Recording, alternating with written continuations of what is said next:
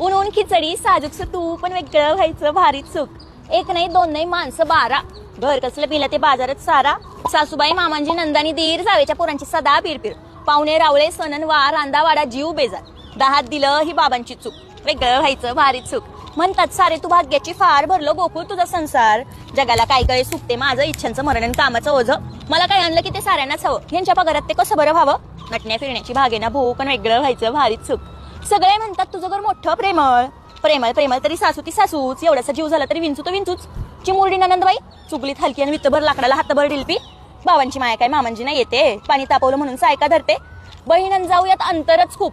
वेगळं व्हायचं भारीच चूक. दोघांचा संसार म्हणजे सदा दिवाळी दसरा. दोघात तिसरा म्हणजे डोळ्यात कचरा.